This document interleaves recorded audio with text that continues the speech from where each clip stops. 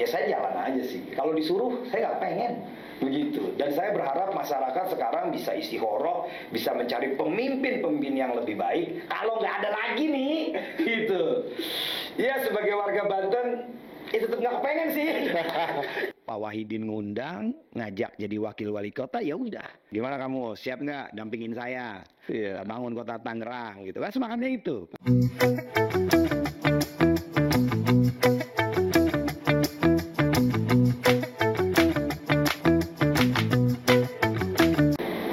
Assalamualaikum warahmatullahi wabarakatuh. Selamat datang di podcast Satelit News bersama saya Muhammad Fahmi dan Mas Dedi Maksudi.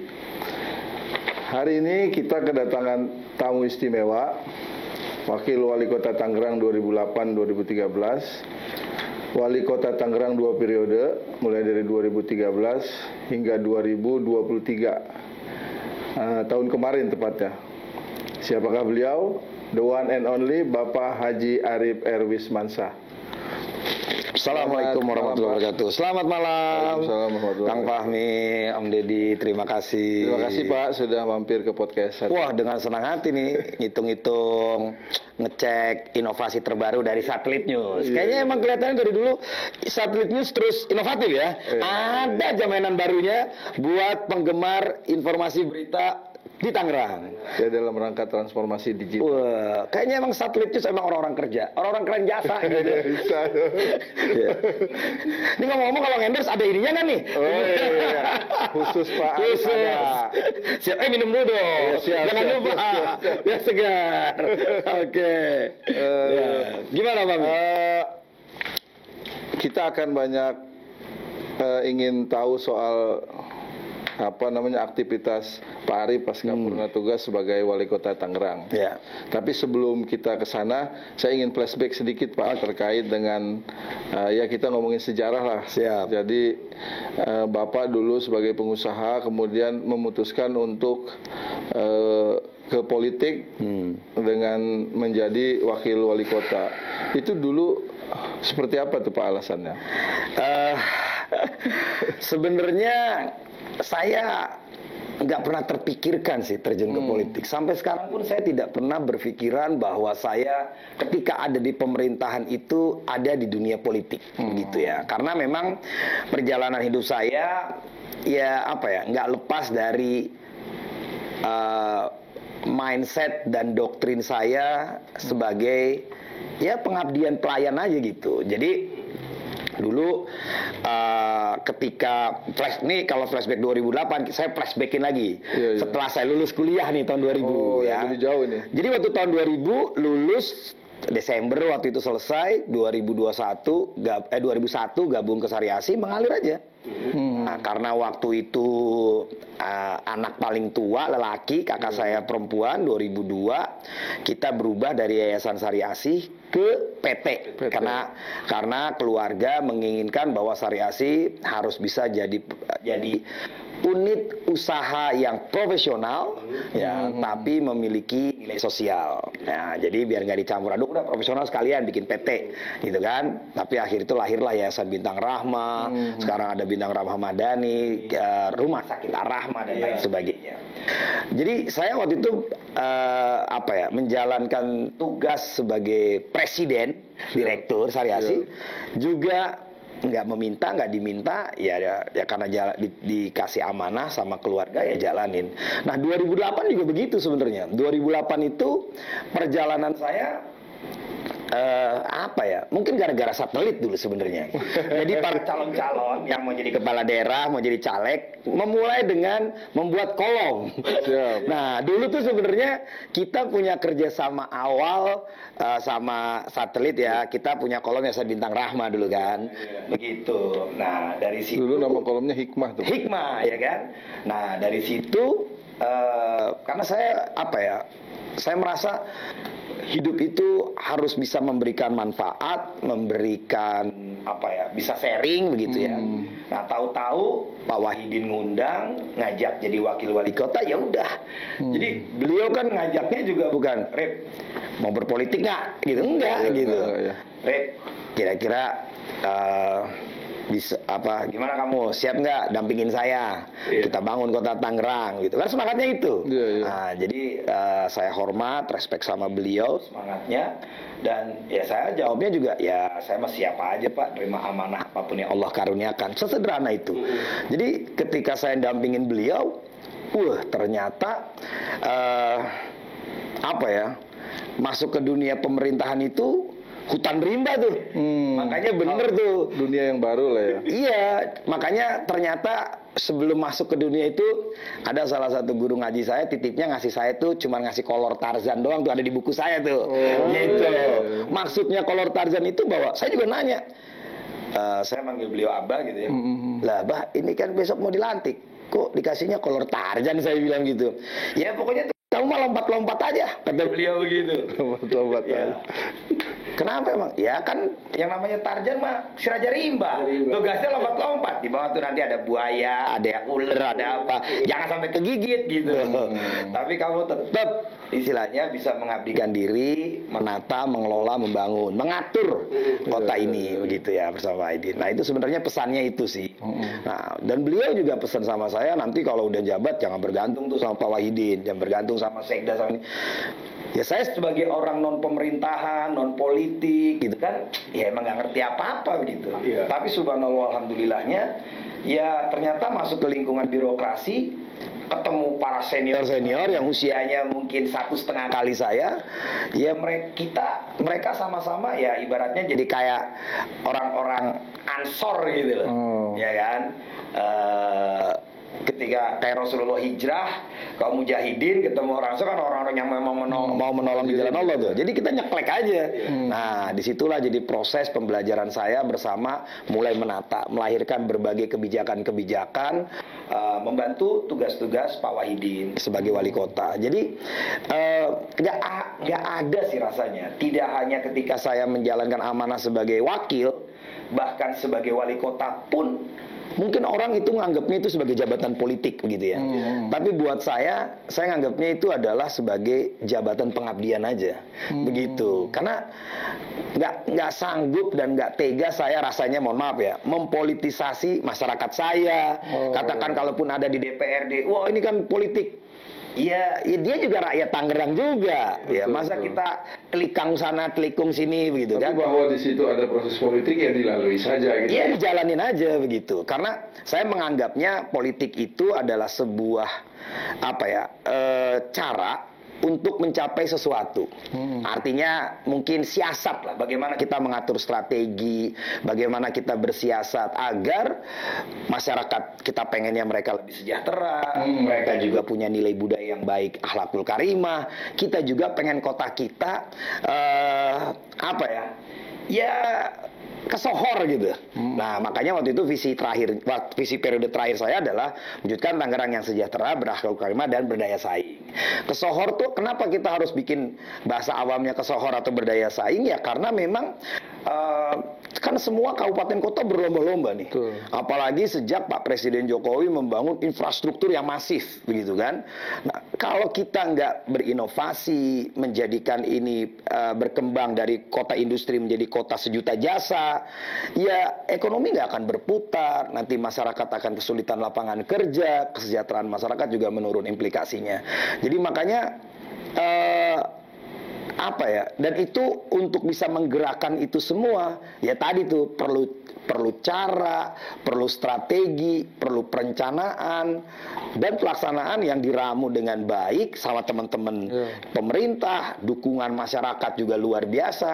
Ya beginilah kota Tangerang 2024 yang kita rasakan, yang sekarang kita jadi rakyatnya begitu. Jadi itu termasuk tagline dari Tangerang untuk Indonesia. Itu dalam rangka kesohor juga ya. Kesohor.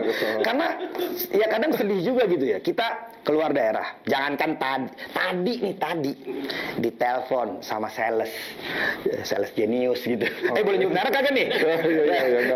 Bebas. Dia tanya, tinggal di mana Pak? Tangerang. Dia kan mungkin scrolling gitu. Iya. Kabupaten Tangerang apa Tangerang Selatan? Saya jawabnya Kota Tangerang. Ya pertanyaannya kenapa dia nggak nyebut Kota Tangerang langsung begitu kan? Iya. Begitu. Sama kalau keluar daerah. Kalau nyebut Kota Tangerang, oh Tangsel ya. Begitu. Ya kita bilang enggak, kita nih Kota Tangerang loh. The one and only. Yang warganya manja-manja. Mantep jasa gitu maksudnya. Mantep jasa begitu. Jadi itu bagian kita nge-branding kota ini supaya dulu saya cuma pengen Kota Tangerang itu setara dengan kota-kota di Indonesia. Ya seperti kita apa ya istilahnya benchmarknya itu Jakarta, Bandung, Surabaya, Semarang. Bukan berarti kota-kota yang lainnya enggak. Cuman memang kita memposisikan diri Kota Tangerang bukan jadi kota besar, tapi sebagai kota metropolitan. Begitu. Jadi makanya Kota Tangerang kita bangun tuh sarana transportasi massal BRT. Kan pertama di Banten tuh ada Tayo, ada feedernya si Benteng, ada Jawara dan lain sebagainya begitu ya. Terus juga Tangerang satu-satunya kota yang nerima Adipura ya. Terus sekarang ini juga menjadi pusat olahraga dengan banyak sport center yang kita kembangkan dan lain sebagainya deh. Betul. Ya memang jadi eksistensi dengan banyaknya program yang dikerjakan Pak Arief waktu menjabat wali kota itu memang saya nih sebagai warga kota juga merasakan bahwa saya juga warga kota Pak. Oh iya sama. Itu sama-sama gitu ya. Siap. Karena Mas Dedi ini warga Pamulang. Oh gitu. Jadi memang selamat menikmati Kota Tangerang kalau gitu ya. Jadi eksistensi kota itu apalagi dibantu dengan slogan dari Kota Tangerang untuk Indonesia. Banyaklah program prestasi yang ditorehkan Pak Arief. Ya, alhamdulillah. Bahkan menjelang purna tugas juga masih banyak kerjaan dan banyak menerima penghargaan-penghargaan tuh. Ya, alhamdulillah. Tapi dari sekian banyak program yang Bapak udah buat waktu itu, apa kira-kira yang paling berkesan tuh Pak? Yang paling dianggap punya dampak besar terhadap sebenarnya semua program yang di-create ya, bukan saya sih sebenarnya, tapi kita gitu. Kita tuh saya dan teman-teman pemerintah Kota Tangerang dan itu juga masukan dari masyarakat. Yang namanya bikin program itu semua harus berimplikasi. Harus bermanfaat secara masif. Begitu, karena masyarakat kita tuh bukannya kelompok, bukannya golongan, tapi the whole thing sebagai satu kesatuan masyarakat. Nah, jadi makanya saya selalu mendorong teman-teman OPD ya, dan OPD justru mengembangkan jauh lebih baik lagi. Nggak ada lagi tuh program yang dikerjain cuma 20 orang, 30 orang, 50 orang pesertanya gitu. Tapi pesertanya bisa 200, bisa 1000. Pokoknya dari dulu semangat program yang kita kembangin tuh tagline-nya TMS. Terstruktur, masif, sistematis. Gitu. Itu pelanggaran pemilu. Nah, sebenarnya itu jadi inspirasinya gara-gara itu. Gitu, jadi terinspirasi. Terinspirasi tuh. Jadi gara-gara dulu 2013 yang awalnya MS memenuhi syarat jadi TMS tidak memenuhi syarat. Nah, karena tidak memenuhi syarat, saya pikir wah apa nih Pak? Dulu kan kita memang 2013 lagi hot-hotnya berpilkada ya.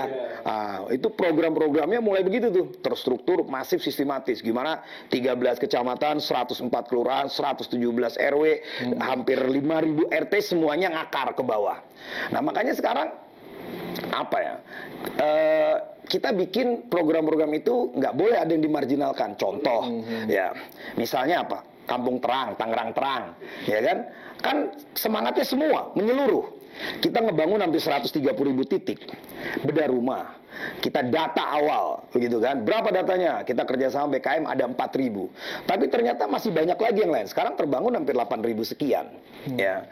Terus Tangerang Cerdas, kita data dari data DTKS siapa yang memang harus kita bantu. Semuanya. Nggak boleh ada, wah ini bantu karena dia sepupunya lurah, ini karena ponakannya RW. Ini nggak bisa, semuanya.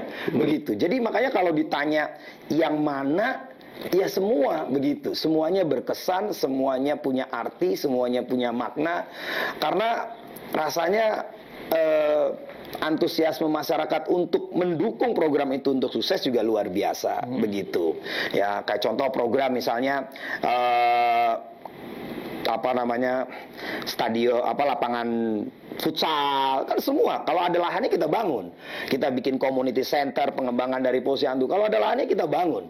Jadi nggak berarti ini bukan kalau sekarang tuh dia bukan konstituen saya, dia bukan pemilih saya. Ya kalau udah jadi kepala daerah nggak bisa begitu.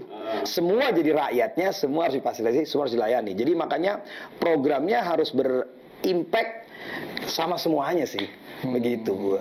Jadi saya punya semangat tagline tuh pokoknya asiknya rame-rame,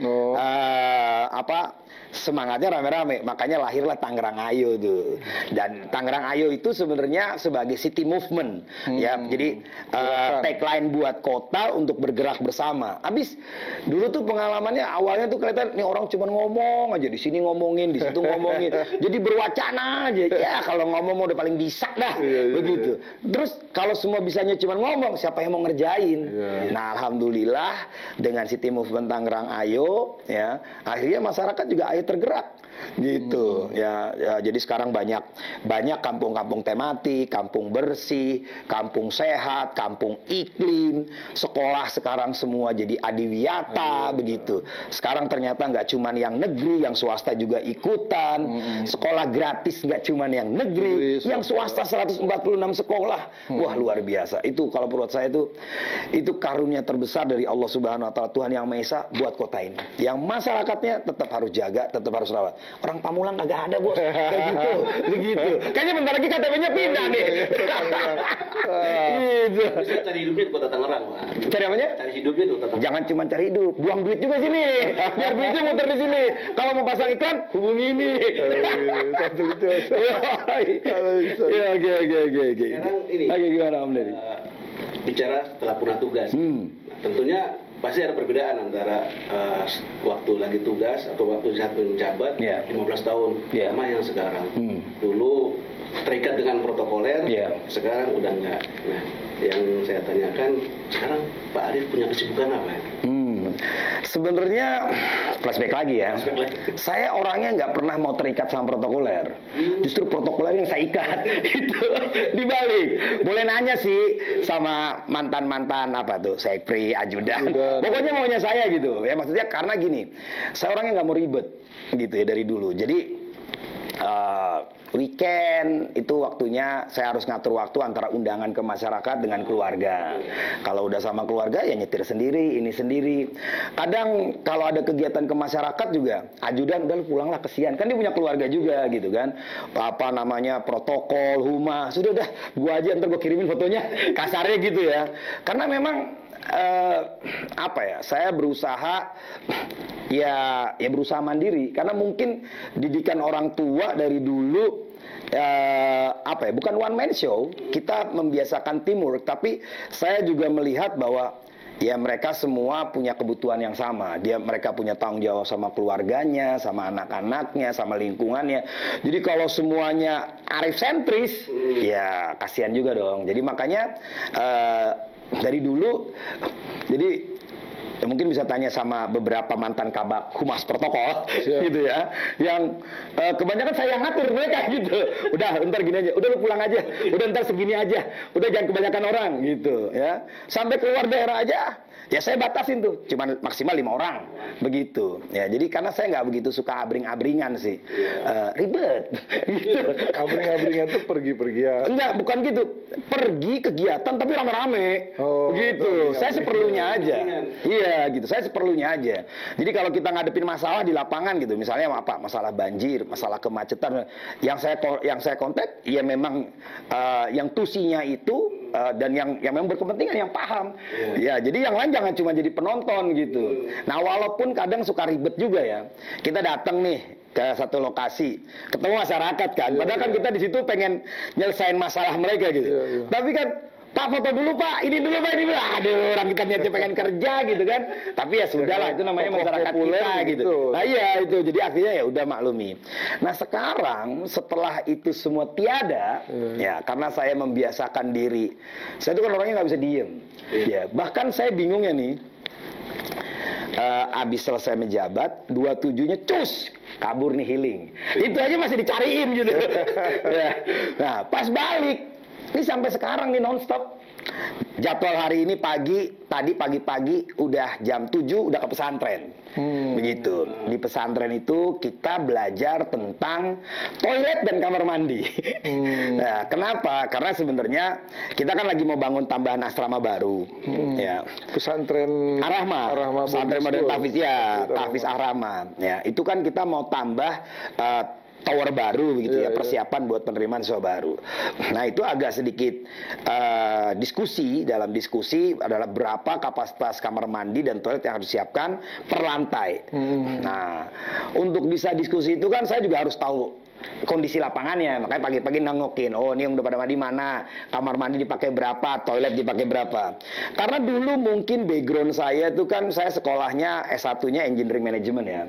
Jadi bicara tentang produktivitas, bicara tentang optimalisasi dan lain sebagainya. Itu tadi jadi pagi ngurusin itu, nengokin, ngeliat, oh sampah nih jalurnya, flow-nya kayak gini, ngejemur dan lain sebagainya. Buat saya ya karena itu dibutuhkan di lapangan, dan sama waktu saya di pemerintahan juga kan bisa aja, bahkan Bapak bisa nyuruh punya anak buah. Banyak hal-hal yang nggak bisa nyuruh tapi feel-nya kan nggak dapet. Contoh ya, ketika saya ngatasin banjir, ketika saya ada laporan banjir, pasti saya cari itu, ini sumber airnya mana, begitu. Airnya datang dari mana, keluarnya dari mana. Jadi kita datang itu nggak cuman bagi sembako nih, bagi makanan nih, bagi nasi bungkus nih. Ya kalau nggak nyelesain masalah buat apa, gitu. Masa cuma mau tebar pesona doang gitu misalnya kan. Tapi kan kita juga kehadiran kita, harapannya masyarakat, doanya mereka itu mereka berharap jadi solusi. Kita datang tuh bisa bawa solusi. Nah, makanya akhirnya tuh, oh ini airnya dari sini. Oke, berarti ini turap. Oh, ini perlu turap Pak, tapi ketinggian. Ya tambah lagi turapnya, ditinggiin. Terus airnya turunnya kemana nih? Oh, turunnya ke sana. Berarti bikin pompa di sana. Bikinin kolam kolakan ya kan, dengan pompa yang cukup besar gitu. Jadi, nah ini juga sama gitu. Jadi metodenya adalah ya kita harus dapat feelingnya. Jadi nggak cuma nyuruh, kita udah tahu dah ini, baru nanti detailnya. Misalnya tadi saya titip nih sama ustadznya, Tat, tolong dibikinin log time namanya ya, buku log tuh atau time chart. Oke, ini antara jam, kan mulai mandi dia jam 6.30, jam 6.30 kamar mandi yang kepake berapa, 6.45 kamar mandi. Nah, sampai 1 jam itu, jadi kita tahu, oh datanya segini. Karena kita orang teknik kan nanti kita bisa bicara statistik gitu kan, ternyata paling sibuk jamnya segini, butuhnya segini gitu. Nah, itu kita lakuin. Jadi 6:30 tadi sampai jam berapa ya? Sampai jam 8 di pesantren. Karena saya sebenarnya ada janji jam 9.45 kudu ke bank. Kenapa kudu ke bank? Karena ATM saya dari dulu kagak bisa dipakai. Dan sekarang butuh dong. Dulu kan kagak pakai ATM. Nggak, sekarang itu butuhnya sebenarnya gini. Dulu pakai ATM, tapi kan sekarang udah canggih tuh. Udah ada apa sih? Wireless yang bisa tapping-tapping gitu kan. Begitu. Nah, jadi pengen ngaktifin gitu. Ternyata ada tamu. Diterima tamu dulu, terus nyambung ke bank sampai jam 10. Jam 10 saya rapat sama tim insinyur di Sari Asih. Begitu kan. Sampai jam 12-an, jam 12 terus tadi sama bapak sama ibu terus nganterin bapak berobat, karena selama ini jarang nganterin. Nah, sekarang tadi nganterin bapak. Jadi emang berobat. Ya terus tiap hari ada aja cara. Saya kenal bapak juga cukup lama. Jadi memang Pak Arif ini sebelum gabung di pemerintahan emang doyan kerja, gabung di pemerintahan kerja melulu, udah purna tugas dari pemerintah. Ada aja dikerjain. Kerja aja. Nah, kita jadi kerja ya. Jadi kerja. Jadi cuma kita pengen tahu juga Pak, kalau nggak kerja itu ngurusin apa? Apa misalnya kan suka hobi apa gitu yang kira-kira nggak kerja mulu gitu. Iya bukan. Kalau lagi nggak kerja mulu bapak tuh ngapain tuh? Hobinya kerja. Ya hobinya kerja. Jadi gini ya. Gimana ya? Jadi sekarang nih saya merasa bertanggung jawab ya, karena saya udah nggak di Atau saya balik gini Pak, etosnya dari mana kok bapak punya energi yang begitu luar biasa untuk kerja gitu? Ya itu aja. Jadi dulu itu sebelum jadi wakil wali kota, kita belajar salah satu hadis itu, sebaik-baiknya hamba adalah hamba yang paling banyak manfaatnya, ya kan? Nah, namanya paling banyak manfaatnya kan harus bermanfaat. Dan saya merasa, dan itu juga saya tekankan sama teman-teman ya, di mana aja, di organisasi mana aja, di pemerintah kota, udah lo nggak usah ngejar jabatan, ya, lo nggak usah nyari kedudukan, lo bermanfaat orang banyak, insya Allah Allah kasih kedudukan, Allah berikan jabatan gitu. Jabatannya kan apa aja dong. Ya kita jadi rakyat ini juga sebuah jabatan, sebuah amanah kan yang harus jalanin. Nggak harus jadi harus jadi wali kota, nggak harus jadi apa tuh yang kemarin rame jasa, begitu kan, begitu. Jadi saya nyantai aja. Nah, kebenaran hobi saya kan dagang dari dulu ya, berusaha begitu. Jadi ya nggak cuma bisnis sih, pokoknya semua yang orang anggap itu pekerjaan buat saya itu jadi hobi. Begitu, karena di situ saya bisa belajar, di situ saya semakin memahami, di situ saya menikmati. Begitu. Contoh nih sekarang, ya, saya merasa bertanggung jawab sama anak-anak saya nih, karena saya juga harus meregenerasi apa yang sudah saya lakukan. Ya, artinya saya punya tanggung jawab sama anak. Saya sudah sampai dalam posisi ini. Ya, kita kan namanya jadi orang tua, pengen anak kita bisa lebih baik ketimbang kita. Nah, makanya sekarang saya mulai ngajarin nih anak saya untuk berwirausaha, berusaha dan lain sebagainya. Orang anggapnya itu pekerjaan. Ya, tapi memang itu yang dikerjain. Contoh misalnya, saya hobi nih, suka nih sekarang nyiramin tanaman, ngerawat tanaman, ya. Justru, ini bisa diduitin nih. Gitu kan? Nah, jadi hobi jadinya. Kita lagi mikir, ini tanah sedikit agak nganggur nih. Udah kita bikin bibit aja gitu. Kan tugasnya cuma nyiramin. Mungkin 2 tahun 3 tahun nilainya value-nya naik. Saya belajar sama ada pakai asli, ketua Basnas. Dia penghasilan gajinya tiap bulan tuh dari pohon itu tuh, pinang merah. Ya, kalau nggak salah itu kan begitu. Saya belajar juga ada salah satu direktur media yang kerjanya juga selain jadi direktur media jualan tanaman tuh. Iya gitu. Itu hebat banget lah. Jadi makanya buat saya sih ya ngelakuin sesuatu orang anggapnya kerja, ya buat kita sih nikmatin aja jadi hobi. Karena emang itu juga harus dilakuin juga. Jadi kalau udah itu harus dilakuin cuma jadi beban kan dapetnya cuma capek. Mendingan lu nikmatin sekalian begitu. Dibawa asik aja. Gitu. Oke. Bapak itu kan orang politik juga, maksudnya bergabung di sebuah partai politik. Biasanya kan yang saya tahu tuh kalau purna tugas dari wali kota atau wakil wali kota atau bahkan sekda, ada aja keinginan untuk meneruskan karir di dunia politik dengan nyalon anggota DPR. Nah kemudian kita tahu Bapak tidak memilih jalan itu. Alasannya apa? Ya tadi ya, karena saya nggak merasa berkarir di politik. Gitu. Jadi perjalanan saya dari mulai jadi wakil wali kota, jadi wali kota, mungkin buat orang itu karir politik. Buat saya enggak gitu. Jadi buat saya, jadi waktu 2008 diajakin, 2013 disuruh ngajutin, 2018 disuruh ngelarin. Nah kebetulan yang nugasin itu ya almarhum Pak Kiai gitu 2013, 2012 beliau udah almarhum, mudah-mudahan beliau husnul khotimah, doanya buat beliau gitu kan.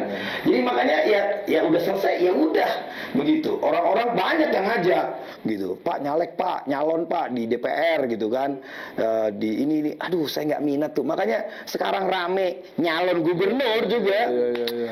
Aduh saya nggak tertarik begitu ya, karena saya nggak merasa itu tuh karir begitu. Kita mau ke situ pertanyaan. Begitu ya.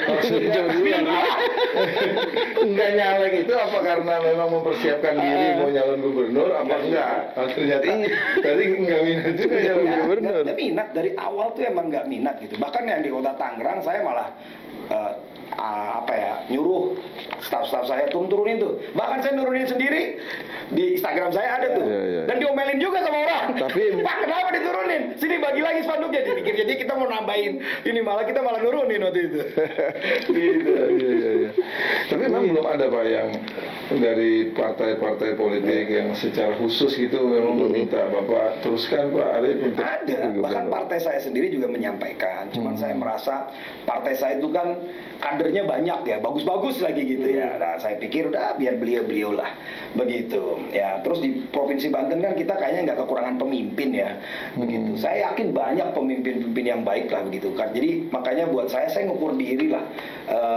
Saya ngurusin kota Tangerang 13 kecamatan aja dengan penduduk hampir 2 juta, rasanya masih banyak kekurangan begitu. Jadi saya nggak begitu bersahwat lah untuk pengen jadi gubernur. Jadi saya nyantai aja begitu. Ini ada tuh WA sampai apa namanya, nih sahabat saya nih dari Lebak, Pak Amir gitu. Wah Kang, gambarnya udah sampai Lebak. Waduh, saya bilang, nggak tahu nih bisa di zoom nggak? Amir Pamdal lagi. Ya, ya tuh. Gambarnya udah sampai, terangin dulu biar jelas. Biar di zoom. Biar di zoom. Ya. Assalamualaikum Pak Wali Kota, beliau udah masuk Lebak, ya kan? Saya jawabnya, waduh, siapa yang masang tuh? Kita mau fokus Kota Tangerang aja, kagak kepengen ke provinsi, gitu. Nggak apa-apa Pak Wali, saatnya emang kenapa tidak dicoba? Saya bilang, waduh, terima kasih, minder juga masih banyak kekurangan, khawatir nggak mampu. Saya jawabnya begitu. Itu aja, apa dicoba pasang dulu pamflet, dia malah ngajarin gitu. Cuman ya karena nggak minat ya udah, gitu. Jadi sekarang mah, udahlah, kita berdoa nih. Bentar lagi bulan Februari, ingat tanggal 14 Februari ada pemilihan presiden, ada pemilihan legislatif. Ya mudah-mudahan kota kita, provinsi kita, bangsa kita Allah karuniakan pemimpin terbaik, bukan pemain ya, edit. Pemimpin terbaik ya, yang bisa memajukan bangsa Indonesia, yang bisa memajukan ya kota kita, provinsi kita. Udah gitu aja doanya. Begitu. Ini kayaknya bajunya cuma saya doang yang beda nih. Ini ada pesan titipan. Nggak ada Pak. Lo mau gimana nih? Gitu. Ini bajunya ya nggak disengaja juga. Warnanya begini. Jadi nggak ada arti apa-apa bajunya. Iya. Tapi kalau suatu saat ada yang minta, karena kan tipe Bapak kan saya kira harus diminta, nggak mau untuk menyodorkan diri. Itu gimana Pak? Ya gini ya, saya merasanya 2008 juga saya nggak tahu, tiba-tiba saya diajak atau mungkin garis miring diminta. Ya kalau memang itu udah amanah kehendak Allah misalnya gitu ya, kan nggak mungkin juga saya menolak, begitu ya. Jadi apa ya, artinya ya saya jalan aja sih. Kalau disuruh saya nggak pengen. Begitu. Dan saya berharap masyarakat sekarang bisa istikharah, bisa mencari pemimpin yang lebih baik. Kalau nggak ada lagi nih, gitu. Ya sebagai warga Banten, itu tetap nggak pengen sih. Jadi itu harus ada orang khusus yang nyuruhnya. Kalau zaman dulu kan almarhum Kedi apa ya, beliau yang ngomporin tuh. Jadi harus ada yang terusin. Saya sebenarnya 2018 tuh mau selesai. Saya mau berhenti, nggak mau ngelanjutin periode kedua. Karena waktu itu anak saya yang besar sama yang nomor 2 udah mulai mau masuk SMA kan. Saya kan gini namanya, ya mohon maaf ya, anak SMA kan pergaulannya, ininya dan sebagainya, kita merasa jadi orang tua, aduh gimana ya. Tapi itu sih ternyata apa yang saya rasain ya, ketika 15 tahun melayani masyarakat gitu ya, itu Allah, kalau kita urus masyarakat, Allah urus keluarga kita, singkatnya begitu. Ya anak-anak kita sekolahnya nggak malu-maluin, maksudnya rapotnya ya rada-rada bagus, bahkan dapat ranking. Kan bingung saya nggak pernah ngajarin, karena kebalikan. Zaman saya dulu sekolah, saya tuh ditongkrongin sama emak saya kayak gini nih, emak saya di situ, ibu saya di situ, saya di sini. Jadi belajar, ibu saya sambil ngerjain kerjaan begitu. Kita emang ditongkrongin. Sekarang kita benar-benar nggak sempet nongkrongin. Tapi anak-anak saya subhanallah alhamdulillah ya itu ya. Jadi makanya apa ya, itu ya bersyukurlah bahwa amanah ini mudah-mudahan yang kemarin bisa dijalankan dengan baik dan mudah-mudahan bawa berkah gitu aja amin. Buat lingkungan dan buat kota Tangerang begitu. Selanjutnya Pak, apa ada, kan banyak nih yang sudah Bapak kerjakan di Kota Tangerang. Apa yang ingin Bapak sampaikan untuk masyarakat Kota Tangerang? Ya tentunya terus mencintai Kota Tangerang. Caranya ya jaga sama-sama, rawat sama-sama, bangun sama-sama. Jangan kegedean adat. Gitu ya kan. Ya kan kalau di daerah lain banyak adat. Kalau di Tangerang kegedean adat nih, kadang merasa paling bisa, paling jago, paling ngerti, paling paham, nggak bisa. Saya aja ya yang jalanin amanah masyarakat 15 tahun. Sampai sekarang saya masih nggak ngerti apa-apa. Saya masih nanya sana sini, saya masih browsing di Google, di YouTube tentang banyak hal begitu ya. Jadi kita semua harus terus belajar ya. Belajar menjaga, belajar mencintai, dan yang terpenting untuk itu semua hanya bisa dijalanin dengan saling kasih sayang, saling menghormati, tetap guyup rukun begitu. Jadi kalau saling menghargai, saling mencintai, ya insya Allah semoga kota ini, karena kita yang ingin mencintai kota ini juga akan memberikan cinta terbaiknya buat seluruh masyarakatnya, termasuk kita semua. Siap. Gitu. Terima kasih Pak Arif sudah berbagi di podcast Satelit News. Wes, pokoknya buat masyarakat Kota Tangerang ini beneran loh, bukan gimmick ya, bukan karena diundang. Emang tiap hari itu kalau pengen tahu tentang Kota Tangerang, baca deh Satelit. Apalagi sekarang Instagramnya up to date nih kita. Kaget tuh hari ini udah punya reporter, ya kan? Waduh, pokoknya kerja bener nih, keren jasa. Ya, jadi kalau pagi-pagi nanti saya ikut ini deh, ikut repost berita-berita Tangerang. Jadi biar pada nggak repot-repot, tapi jangan lupa like and subscribe. Terima kasih Pak Arif sekali lagi, terima kasih. Itu udah semua tuh pertanyaannya tuh. Udah Pak. Lumayan. Udah. Oke. Nggak kerasa juga udah 45 menit. Oh yang benar. Oke. Ini udah selesai kan?